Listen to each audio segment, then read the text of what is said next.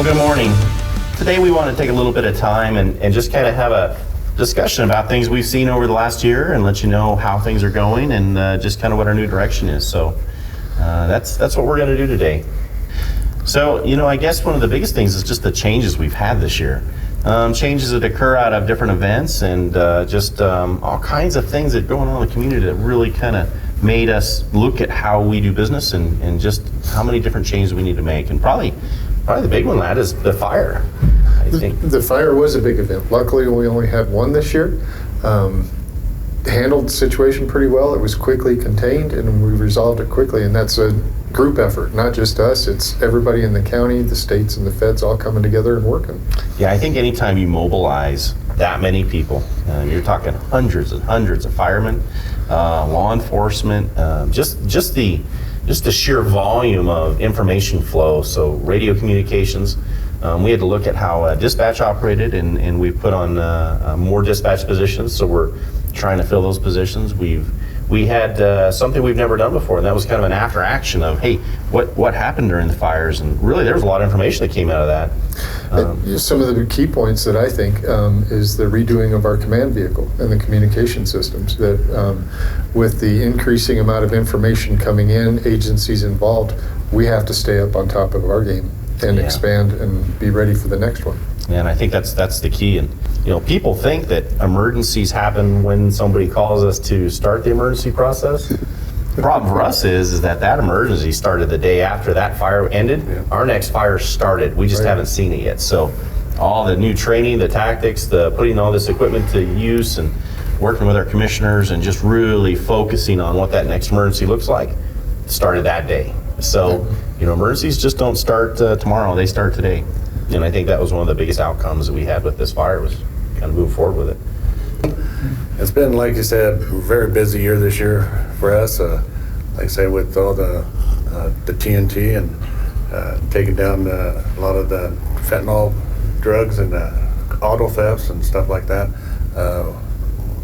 It's been different than regular years. So that's one thing that we've had uprising in Teller County this year. So that's been taken care of.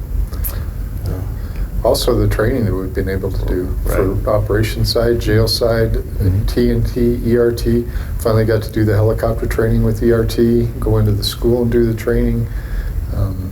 New weapon systems, new equipment coming on board. It's been a great year. And it's been a good year for really moving forward with the sheriff's office. Really, we kind of, when we came into the sheriff's office 6 years ago, we had started with something that was probably mid-'80s, I guess, as equipment went. I mean, there wasn't a piece of equipment in this agency that was usable anymore. It was just so old. Even the building was in that position. We had office chairs with, you come in the morning and somebody'd steal your wheels off your chairs because we didn't have any wheels for the chairs. So they were stacked on phone books. I say that, as a joke, but really it wasn't a joke after a while. I got tired of not having wheels on my chair. But, I think really with the changes we've seen, things have really come full circle. The TNT did a great job this year with the fentanyl. And, a lot of that is because of the marijuana industry. We really put a stop to the black market marijuana. And when that happened, it exposed all the other logistical lines, organized groups had started, which was the fentanyl then, or the methamphetamines, or the cocaine, or those types of issues. So really in exposing that and eliminating a lot of that really allowed us to really start focusing on what the underlying factors were. So that's made a big impact. And the marijuana's still there. The marijuana, it's all still here, but when you hit the fentanyl, you're still getting 20 pounds of marijuana. So yeah, at a time. And I think too, with just doing those operations, it also brought forth the issue on our code enforcement side. Exactly. What a mess we kind of walked into with that, and how we've had to take now more control and eliminating a lot of the just what we would look at and say they're dumps. These are places people have just been allowed to put their junk and rubbish, and it just has built up and created all kinds of issues in the county. The fire, I think, really brought that out when we started getting out into some of these really remote locations and seeing what people had set up was like, wow. Yeah, it was very eye-opening. Amazing what people have built in in the woods that you don't see every day, and you get back in there and you see a lot of illegal builds and huts and tents and little camps, and it's amazing what's back in those woods. Well, and that's where search and rescue is so valuable this year, because we had to use search and rescue just to go in to find people, because there was they don't even have phones, they don't have computers, they don't have anything. They're just living to where we had to use search and rescue. And that brings up a new change to search and rescue too. This year, search and rescue now falls under the sheriff's office as a sheriff's office search and rescue posse organization, which gives them way more insurance coverage. It gives them more structure with us. So I think it's going to be a plus for all of us, but that's been a change for this year also. One of the other changes too is our command staff has changed a little bit. Kevin, you're now in the jail, doing a great job and really making good changes. I'm having a lot of fun. Yeah, it's fun. It's the most exciting part of my career thus far. We've had a lot of enhancements throughout the entire division. We've got a new lieutenant, with Lieutenant Jake Marcus in there now.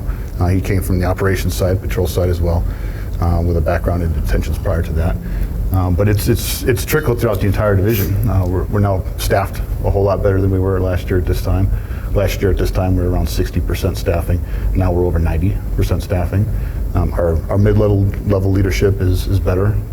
We're at full staffing with corporals, so that's helped out throughout the entire line level for mentorship. Well, it's helping on our patrol side too, because now we have the program where we're sending our young deputies to post training at our cost, not their cost. Which that training is what, a $12,000-$13,000 training now, and I think we're able to send them to that training for about $2,500, and those folks are looking to stay here as a career. And I think that's a huge piece that we want to see, is this is a career-driven agency, so that we can really support our community in a much better fashion. Absolutely, and that helps both sides. That helps detentions and patrol. There's a lot of need for post-certified deputies in the jail, so we can handle criminal events within the jail ourselves.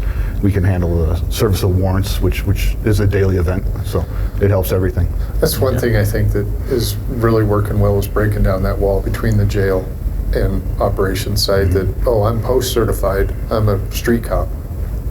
And there's no difference. Yeah, we're all the same team, guys. Move on.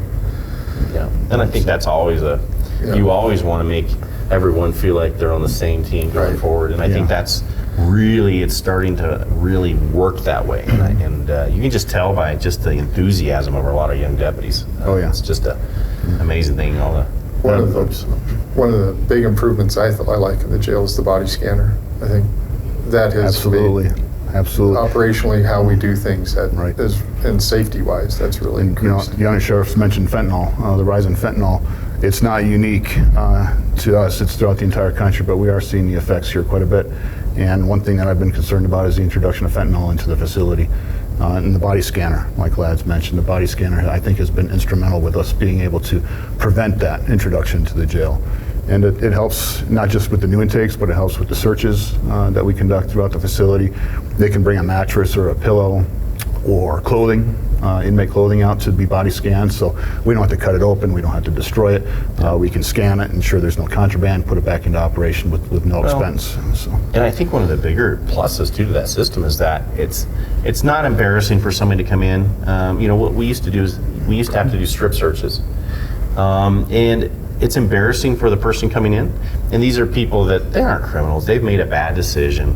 They're here for a reason, and they're going to get released probably right away. But one of the things we looked at was that that body scanner takes that away, and it takes away that from the deputies having to deal with that also, because that's not something anybody wants to deal with. Right. So having a body scanner that actually identifies any type of foreign object, what a great benefit to a jail. Really great. Absolutely. It's and if somebody was to violate and make a poor decision and try to introduce contraband, that photo is then retained as evidence as well. So it supports our cause in combating that as well. So. Another great thing in the jail that's happening right now is the upgrades to home wave. Absolutely. So we're introducing a tablet system to all inmates that are during the jail. It sounds as though it's somewhat catering to them, but it's really not. They have access to these things regardless. We provide telephones for them. We provide television for them, so we can use this to our advantage, and we can help keep things on a reasonable level in the jail, and it's a management tool as well. It's one additional thing that we would expect a certain level of behavior from the inmates that are held in our custody, and we can enhance that through the use of that tool as well. You know, I think a lot of it too, you know, we had a lot of assault on officers last year. That was one of probably our worst things that occurred last year, is we just saw so many assaults in the jail. And I remember looking at like January, February, we were already up to 13 different assaults. And I remember back in the day, Stan, maybe once a year. I mean, it wasn't an everyday occurrence. So one of the things that happens when you start introducing these types of systems, it sometimes gives them something to do. Yes. And you do reduce assaults across the country. They're seeing it as a statistic, but whatever we can do to kind of eliminate some of that and help, I think, you know, it's a good program. It also allows them to view some of the law library stuff on there. Yes. So Yes. they don't have to go to a kiosk anymore. They can actually get the information they need right then and there. Education, GEDs. Yep, all that's absolutely. downloaded on the tablet, so it's a plus for them. You know, for us, they can sit down in their cells or out in the day room, whatever, Yes. and look at their tablets and go over educational stuff, GED stuff. So it's going to be a plus for us will. and the inmate. It enhances their connectivity with their families and friends as well outside of the jail. They'll have their abilities to have phone calls, text messaging systems to maintain that contact with their friends and family. Yeah. You know, something else that came down with patrol was that in the ERT teams, we were able to get all the Bearcat refurbished. Correct. We had volunteers come forward and repaint the Bearcat. You know, some of our equipment had been sitting outside for years and years and just was not being taken care of. Now that that's been rectified with the county, because really that was an administrative decision years ago at a county level that created that equipment that's hundreds and hundreds of thousands of dollars of equipment just to be left outside all the time. So now, you know, it's not being left outside. Now it's been refurbished, and boy, what a difference! Because you know we had to roll the Bearcat out this year for an active shooter in one of our subdivisions. That Numerous times. Numerous yeah. times, actually. Yeah, it's because we're seeing an uptick in those types of situations. It seemed like it was going out like once a week or every week. Yes. Yes. You know, I remember being on that SWAT team for Yeah. 20 years, and we didn't have near the call-outs that we do now. And it is being used quite a bit more as a life-saving tool. And you know, you can't beat it when you've got solid steel that you just cannot, a bullet can't travel through. You know, helping pick up people that may be in the line of fire and moving them to an area that's safe. And we can kind of control that environment through the use of that piece of equipment. What a life-saving tool, and it has really come in handy over the years. I know it's come in handy enough before when I've had it where it almost saved the lives of several deputies, and you just can't do anything without them anymore. Sure. But I think And we used it this year too, the same way. Oh, yeah. Moving people out of the neighborhood, so protect them. So it's like you say, it's a very good tool for our agency. Absolutely. you know, I do want to talk a little bit too about all the volunteer stuff that's happened this year. We've, you know, after COVID, there was just kind of a void with a lot of things. And this year we've done coat handouts. We've assisted fire department with coats. We've done food drives. We've done Shop of the Hero events. And all of these events, Shop of the Hero is probably my favorite event out of all of them. But we did the open houses. We've done so many of the, Renee's not up here to give me my National list Night of Out. 20 or 30 some things, but you know, all of those different types of events, Special Olympics, I mean, you name it, we've probably done it, and those deputies have really jumped forward and did a lot of those types of events. I keep the posse list on my bulletin board of what they accomplished or do throughout the year, and that's a full-time job in itself, and this is all volunteer people. It is. It's Yeah. And we get a lot of help amazing from what them. they contribute to the department, to the community. Yeah, and just Absolutely. the amount of partners we've had along the way, everything from the mine, Charis Bible College, the different churches within the area, our faith-based community, just our individuals that have sent in Our donations citizens, to help yeah. the citizens. Absolutely. I mean, you name it, they've been here. They've And they help in the helped us with jail. a lot of those They help in things. the jail quite a bit. Our posse members, yeah. Posse members they help with some of the administrative duties in the jail as well. They've helped maintain a presence or a source of our presence at the courthouse Yeah. They've been instrumental with helping us. Yeah, I think we're definitely unique in the amount of support we get from our community compared to other agencies. Absolutely. I think so. I mean, our community, you can't ask for a better community for support. And we asked our community a lot. You know, during COVID, we asked them for masks. They made masks at home. I mean, those types of things is what really make it where this job is worthwhile. Because, you know, we've all seen it in the last few years, the amount of press you get, and I get press all the time, right? And it's sometimes positive, it's sometimes really negative, and you just kind of got to let it roll off. But, you know, really, if it wasn't for this community, I don't think any of us want to do it. I mean, Matt, how many years of experience do you have now? 33, I guess. 33, Stan? January 42. 42 years. Close to 20. 20, I got 26. You don't get command staffs with that much time in, because most cops are looking at it going, now I just want out, because they're just tired. So, you know, for us to be able to keep the core group of people, and, you know, most of our deputies average about 5 years of experience. That's a lot in today's law enforcement world. Being able to keep a deputy for that long, that's pretty amazing. So in closing, I just kind of want to say, you know, to our community, you're the reason why this agency succeeds. You're the reason why this community succeeds. And without you, we wouldn't be here. And I think that's you really have to have your heart in it. I think law enforcement is a calling in a lot of ways. You either do it because you love it or you don't do it. There's no gray area. It's one or the other. So I just want to say thank you. We're here for you for, well, I'm here for the next 4 years for sure. You know, I hope everybody else is. But I will tell you, we couldn't do it without you, and we love you, and just thank you for all you've done.